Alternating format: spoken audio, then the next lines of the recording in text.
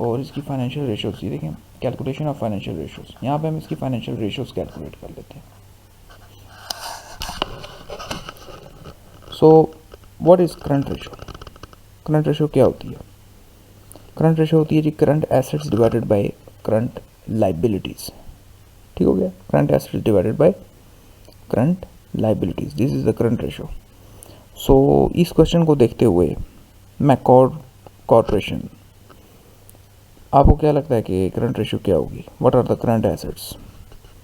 Current assets में यहाँ पे हमें दिखाई दे रहे हैं cash, short term investments, account receivables, notes receivables and inventory भी, और प्रीपेड एक्सपेंसेस नहीं होंगे इसके अंदर, सिर्फ ये आइटम्स हैं इन्वेंट्री, नोट्स रिसीवेबल्स। क्योंकि प्रीपेड वो हैं जो आपने एक्सपेंस बियर कर लिया है, मतलब आपने ऑलरेडी पेमेंट कर दिया, अब आप उसको वापस नहीं लेकर आ सकते, ये आपको प्रॉफिट नहीं देगा प्रीपेड, बल्कि ये अब एक्सपेंस बन जाएगा।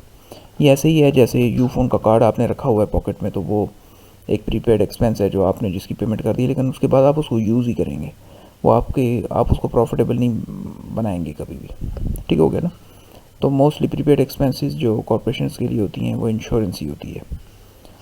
तो इंश्योरेंस जब उन्होंने पेमेंट कर दी तो फिर वो उसका बेनिफिट उस तरह से खुदा ना खास्ता कोई इवेंट होगा तो तभी उनको मिलेगा। अच्छा, तो अब ये है क्या जी, cash, short term investment, account receivables, notes receivables and merchandise inventory. अब ये तमाम अमाउंट जो हैं ये करंट एसेट्स के अंदर आएंगी।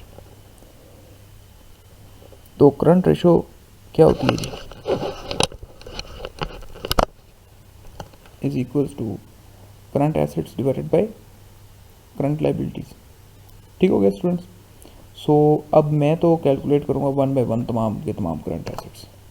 सबसे पहले तो यहाँ पे अमाउंट है जी कैश की 9000। ठीक होगा, मैं करंट एसेट्स को कैलकुलेट करूँ क्योंकि current ratio is equal to current assets divided by current liabilities. तो cash 9000 plus short term investment 7400 plus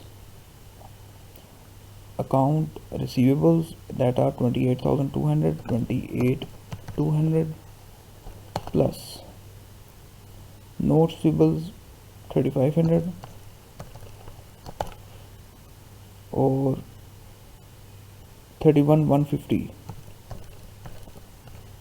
150 जो है वो आपका हो गया, ये तमाम का तमाम 150 इज मर्चेंडाइज इन्वेंट्री। सो ये तमाम के तमाम आपके किसके अंदर आ गए जी? करंट एसेट्स के अंदर आ गए। अब आप इसको डिवाइड करेंगे, डिवाइड बाय का साइन लगाइए, देखें ऊपर भी आप देख सकते हैं, यहाँ पे भी ये सब अमाउंट्स मेंशनड हो रही हैं कि कैश 9000 है, फिर शॉर्ट टर्म इन्वेस्टमेंट है 7400 की, फिर अकाउंट रिसीवेबल्स हैं 28200 के, फिर नोट्स रिसीवेबल्स हैं 3500 के, और फिर मर्चेंडाइज इन्वेंट्री है 31150 की। फिर उसको डिवाइड मैंने किया, और डिवाइड करने के बाद अब जो है मैं current ratio is current assets divided by current liabilities. अब करंट लाइबिलिटीज़ कौन कौन सी हैं? करंट लाइबिलिटीज़ में है जी अकाउंट्स पेबल, ये शॉर्ट पीरियड ऑफ टाइम के लिए होता है। उसके बाद आता है accrued wages payable, wages payable जो आपने वेजेस अभी पे करने हैं, ये भी आपके करंट में ही आएंगे। और इनकम टैक्स पेबल, ये भी आपके करंट में ही आएंगे। और long term notes payable secured by, और ये लॉन्ग टर्म है। ये तीन इस वक्त करंट लाइबिलिटीज़ हैं। एक अकाउंट्स पेबल हो गई, एक एक्रूड वेजेस पेबल हो गए, और एक इनकम टैक्स पेबल हो गया। ये सब का सब आपका किस में आ जाएगा जी? करंट लाइबिलिटीज़ में आ जाएगा। तो वन बाय वन ये तमाम आप अमाउंट्स इसमें शामिल करना शुरू कर दें। 16500 प्लस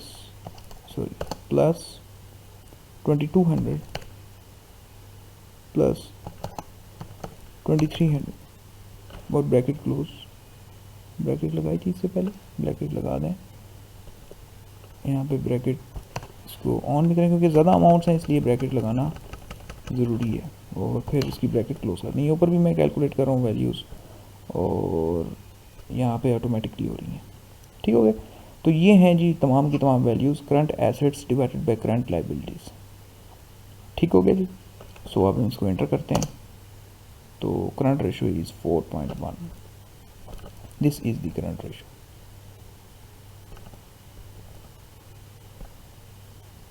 4.2 आ गई current ratio. So means if the liability, if we say the liability is 1, then the current assets are 4.2. Means बहुत ज़्यादा हाई है. इस कंपनी के करंट एसेट्स जो हैं वो बहुत ज़्यादा हाई हैं as compare to the current liabilities. उसके बाद है जी अकाउंट रिसीवेबल्स टर्नओवर. ये क्या चीज़ होती है? Okay, so next one student is the account receivables turnover. अच्छा, यहाँ पर आपको ये करंट रेशो की आई थिंक समझ आ गई होगी कि current assets divide by current liabilities. इसमें आप करंट लाइबिलिटीज के अंदर ये तीन है, अक्रूड वेजेस और अकाउंट्स पेबल. अच्छा, ये अक्रूड क्या होता है? What is this accrued wages? Accrued होते हैं जी कि जो अभी आपने ऑब्लिगेशन परफॉर्म कर दी है लेकिन अभी आपने पेमेंट नहीं की उनको. तो समझ लें कि ये अभी इसी महीने, इसी मंथ दिसंबर के ही हैं शायद, कि जो अभी रहती हैं वेजेस देने के लिए. तो ये भी आपने पेमेंट करनी है. ठीक हो गया? मतलब आप यूँ समझ लें कि this is a current liability. You have receive the services from the employees but you have not paid them wages for December. ठीक हो गया जी. अच्छा, इसके बाद आपके पास आ जाता है अकाउंट रिसीवेबल्स टर्नओवर. ये क्या होता है? Account receivables turnover is equals to net sales divided by account receivables. So what are the net sales? ये गिवन है 3,48,600. ठीक हो गया. Net sales are 3,48,600 divided by account receivables. और इसमें अकाउंट रिसीवेबल्स भी हैं, नोट रिसीवेबल्स भी हैं. तो हमने नोट्स की बात नहीं करेंगे बल्कि हम इसमें अकाउंट्स की बात ही करेंगे. तो इसमें हम सिर्फ अकाउंट्स की बात करेंगे, नोट्स की बात नहीं करेंगे. क्योंकि नोट्स वो है कि हमने किसी को लोन दिया हुआ है और वो हम उसके ऊपर रिसीव कर रहे हैं, जबकि ये अकाउंट रिसीवेबल्स हैं जो कि हमने सेल्स की हुई है क्रेडिट पे और वो सेल्स का हम ये रिसीव कर रहे हैं. तो ये सेल्स के पर्सपेक्टिव में सिर्फ अकाउंट रिसीवेबल्स ही होते हैं, नोट रिसीवेबल्स नहीं होते. नोट रिसीवेबल्स जो हैं वो डेट के पर्सपेक्टिव में होते हैं कि अगर हमने किसी को लोन दिया हुआ है. सो इसलिए यहाँ पे जो पर्सपेक्टिव है वो सिर्फ सेल्स वाला है.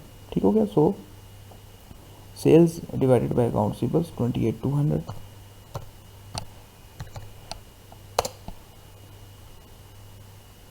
So sales are 12 times higher than account receivables. 12 गुना ऑलमोस्ट सेल्स जो हैं वो basically are converted into cash. So this is a good. मतलब अगर 3 लाख 3.5 लाख की सेल्स हुई हैं तो उसमें सिर्फ 28,000 जो हैं वो भी रिसीवेबल्स हैं. 28,000 की कलेक्शन नहीं हुई. तो this is a good ratio, एक बेहतर रेशो है अकाउंट रिसीवेबल्स की. डेज सेल्स अनकलेक्टेड, इसका क्या फार्मूला था? इसका रेसिप्रोकल ही था. मतलब अगर मैं आपको कहूँ जी तो ये हो जाएगा कि account receivables turnover divided by 365 अगर हम कर दें तो ये भी इसका फार्मूला है. लेकिन हम ये भी कह सकते हैं कि अब ये उसमें उल्ट हो जाएगा. मतलब कि पहले हम कहते थे sales divided by account receivables, तो अब हम कहेंगे account receivables divided by sales into 365. अब इस तरीके से हम इसको डे सेल्स अनकलेक्टेड को कैलकुलेट कर रहे होंगे. तो चलें अब इस तरह से इसको परफॉर्म कर लेते हैं. लेकिन इस तरह से परफॉर्म करने के लिए हमें ब्रैकेट लगानी पड़ेगी. Account receivables is 28,200 divided by 3,48,600. ठीक हो गया. और अच्छा, और इसके साथ साथ होगा, ब्रैकेट क्लोज हो गई है, इनटू 365. अब आप मल्टीप्लाई का साइन लगाएंगे, इनटू 365. तो ये आ गया जी आंसर डेज में है. सो हमें जी तकरीबन 29.5 दिनों में पैसे रिसीव होते हैं. तकरीबन 1 माह लग जाता है पैसों को कलेक्ट करने में. Days sales uncollected 29 days, almost 29.5 days the sales are uncollected. तकरीबन इतने दिन जो है वो आपको रिसीव नहीं होती sales. Okay, so next one is the total assets turnover. अब टोटल एसेट्स टर्नओवर क्या चीज़ है? Total assets turnover is basically net sales divided by total assets. This is a total assets turnover. तो इसको भी देख लेते हैं। नेट सेल्स क्या है जी?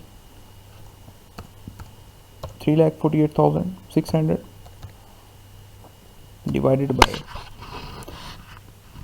total assets. Total assets are 2,33,200. 2,33,200.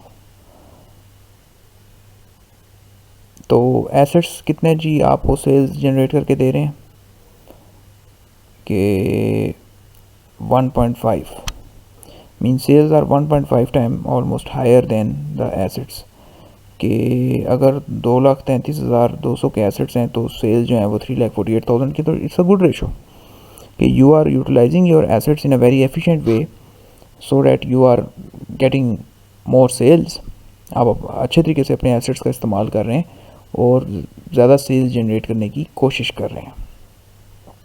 So again it's a very good ratio. Okay, उसके बाद आ जाती है जी हमारे पास डेट रेशो। डेट रेशो क्या होती है? What is the debt ratio? Debt ratio is basically आपके पास है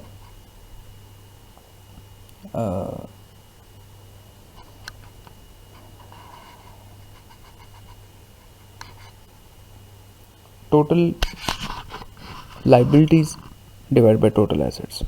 This is the debt ratio. Debt ratio का फॉर्मूला क्या है जी? Total liabilities divided by total assets. अब इसमें टोटल लाइबिलिटीज इस क्वेश्चन में कौन कौन सी हैं? यहाँ पे हमने करंट लाइबिलिटीज तो देखी थी जिसमें हमने कहा था जी accounts payable, accrued wages payable, income tax payable, long term notes payable. उसके बाद ये कॉमन स्टॉक जो है this is a shareholders equity. ठीक हो गया, ये इक्विटी के अंदर आ जाता है। रिटेन अर्निंग्स भी इक्विटी के अंदर आ जाती है। तो इसका मतलब है ये एक अमाउंट जो लॉन्ग टर्म वाली है ये भी अब शामिल हो जाएगी। तो तब टोटल लाइबिलिटीज आपके सामने आएंगी। सो टोटल लाइबिलिटीज में कौन कौन सी अमाउंट है जी? हम इक्वल टू का साइन लगाएंगे और साथ में ब्रैकेट भी लगाएंगे। ब्रैकेट लगाएंगे नहीं, सॉरी क्लोजिंग ब्रैकेट नहीं है, ओपनिंग ब्रैकेट, जिसमें हम कहेंगे 16,500 plus 2,200 plus 2,300 plus 62,400 long term का रेट है। लॉन्ग टर्म नोट्स पेबल जो है उसकी अमाउंट है ये 62,400 और इसकी ब्रैकेट क्लोज कर देंगे और डिवाइड करेंगे इसको टोटल एसेट से जो कि हैं 233,200 के। तो ये एक ही अमाउंट होगी 233,200। अब हम ठीक हो गया जी। ये टोटल एसेट्स की अमाउंट जो है 2,33,000 सॉरी कितने के हैं ये? हाँ 2,33,200। तो ये अमाउंट होगी आपके पास टोटल एसेट्स की। सो इसको एंटर करेंगे तो दिस इज़ द रेशो कि ऑलमोस्ट 35% आपके पास डेट है। 36% डेट है तो बड़ी ऑब्वियस ही बात है कि 44% इक्विटी होगी। नहीं सॉरी 44 नहीं सॉरी 64। इसका मतलब है ये भी इनकी रेशो भी बड़ी ज़्यादा स्ट्रॉन्ग है। ठीक हो गया ना? अगर 36% डेट है तो 64% इक्विटी है, बड़ी ऑब्वियस सी बात है। चलो इसको कैलकुलेट भी कर लेते हैं। अच्छा ये क्या होगा? Total equity divide by total assets. ठीक होगा। तो इक्विटी कितनी है जी यहाँ पर? 90,000 प्लस 59,800।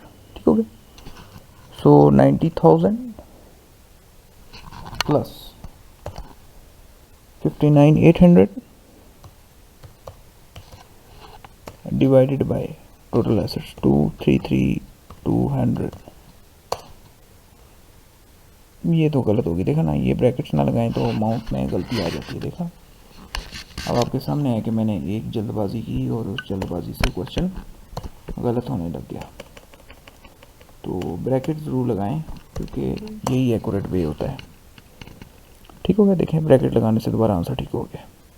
बस 64% आ गया। ठीक हो गया जी। यहाँ तक आपको क्लियर होगी बात।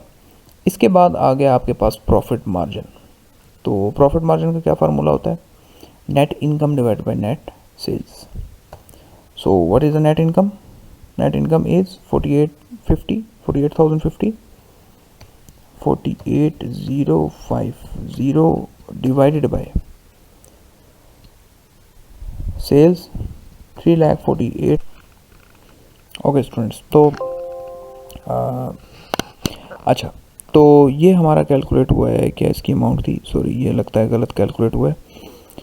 तो हम ये कैलकुलेट कर रहे थे कि profit margin is equals to net income divided by net sales. So net income की वैल्यू तो मैंने ऐड कर दी थी 48,050, लेकिन नेट सेल्स की वैल्यू रह गई है 3,48,600। तो प्रॉफिट मार्जिन इज 13%, मीन्स 14% के। अगर आपकी सेल्स जो है वो 100% है तो आपका प्रॉफिट जो बच रहा है वो 14% आपको बच रहा है। This is your margin. तो इसका मतलब हुआ कि बीच में जो 86% है वो आपके एक्सपेंसेस हैं, तो 14% इस बिज़नेस को बच रहा है आउट ऑफ सेल्स। ठीक हो गया जी। उसके बाद है return on assets. Return on assets is equals to net income divide by total assets. तो नेट इनकम कितनी है? 48,050 डिवाइडेड बाय एसेट्स कितने के जी? 2,33,200, 233,200। So return on assets is almost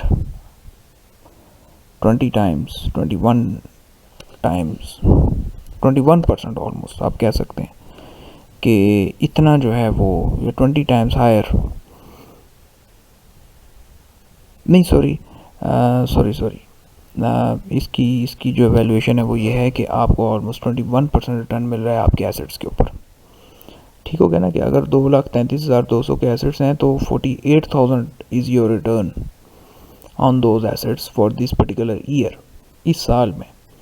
तो इस बात का मतलब ये हुआ कि आप अपने एसेट्स को कैसे इस्तेमाल कर रहे हैं कि उस पर आपको कितना रिटर्न मिल रहा है। तो 21% रिटर्न मिला है आपको अपने एसेट्स पे इस एक साल के अंदर।